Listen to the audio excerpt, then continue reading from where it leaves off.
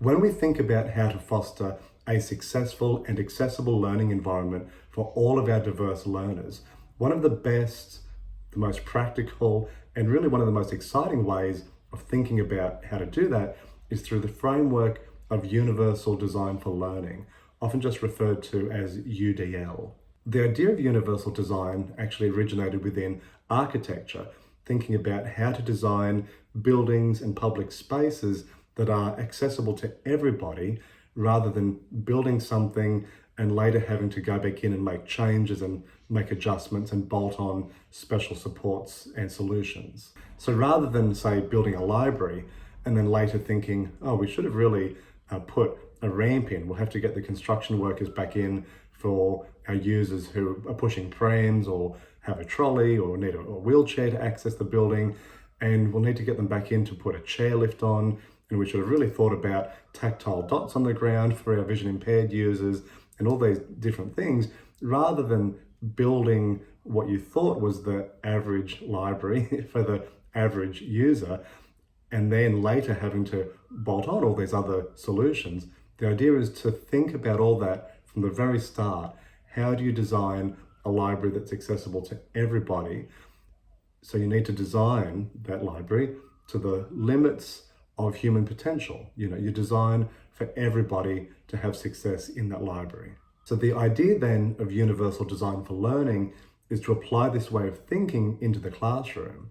So rather than creating learning experiences for the so-called average learner, whatever that is, you reflect in thoughtful and clever ways on how you can create flexible learning experiences and assessment tasks that provide many different ways for students to find success based on their unique and diverse learning needs.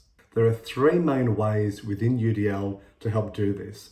And the first is to think about multiple ways of engaging students. We know how important it is to get students on board, to get them excited about what they're learning about. That which you learn with pleasure, you never forget.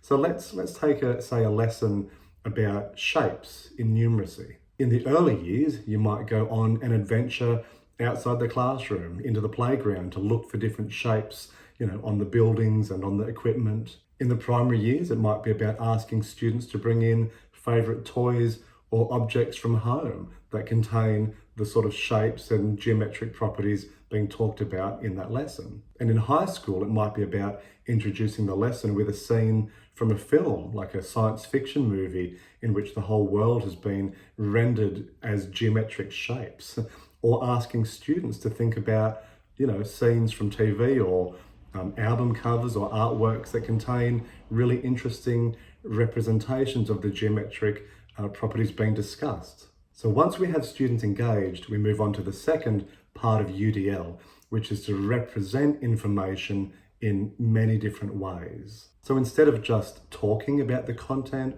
or putting words up on a screen, you think about the many different ways in which you could share that information to ensure that all students are accessing it successfully.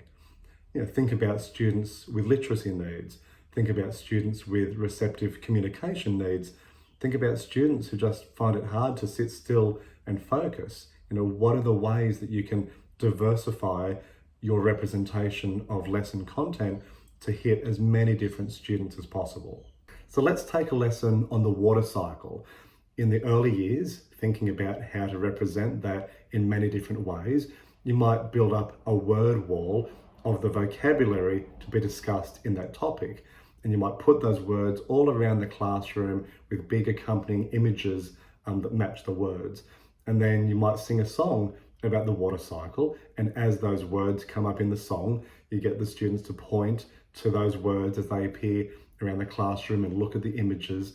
So you're representing that content through words, through images, through song, action, many different ways. In the primary years, those students might do private research on the topic. They might go on the internet and look up an article. They could read it, or they could use text-to-speech software built in that reads the article out loud. You might get them to watch a video, watch an animation, about the topic. They could look at books and magazines that you've got around the classroom. They could interact with a model that you might have on the water cycle. They might play a board game about the water cycle. I have a great board game on the water cycle here that I've used for just that purpose. You get them acting it out and moving around and thinking about the content in many different ways. And in high school, of course, given different tools and resources students have access to, that trajectory of representation can just be expanded upon in really interesting ways. The main thing is just to never give a one-size-fits-all representation of content. Not just a single pathway that information is passed on, but instead it's more of a buffet of options that students can have access to and gravitate towards based on what's most accessible to them. So for the third part of UDL, after we've thought about how to engage, motivate, inspire, and then we've thought about how to represent the lesson content, now in the third part, we're going to think about how our students can have multiple ways of expressing what they're learning. So let's think about an English literacy assessment task that requires students to recount an event in their life. In the early years and primary school, maybe students bring in photos from home and then give a talk about their experience. But what about the student who doesn't use verbal communication? Perhaps they create a poster and label different events on a timeline, or maybe they use their alternative and augmentative communication device to then give a presentation. Or maybe another student creates an animation of their recount. Perhaps they make a presentation, an artwork, a song, many different ways of representing that experience, which then gets to the heart of what we have to think about as teachers for that assessment task, is the focus on them giving an oral presentation, is the focus on their handwriting. What are we actually wanting to assess? And in most cases, it's not about the actual, physical mechanics of a particular task that we're wanting to get a sense of how the student's doing, but more how can they represent the concepts? What's their understanding of what they've been asked to do, and how can they represent that, express that to us in a way that shows their learning? And in that way, we need to offer many different ways for that to come about, rather than just limiting to one very discrete set of, opportunities that students can share that learning. For high school, the same considerations apply, just mapped up to the age range and the expectations on the students involved. It might be about time to get the video cameras out, get the lights out, have students make a really lovely film about their recount. It might be about a student using a 3D printer to print physical models of objects that represent different parts of that story. It might be about delving deeper into the art of narrative and writing. I'll let you extrapolate what that could turn into, but again, the principle remains the same.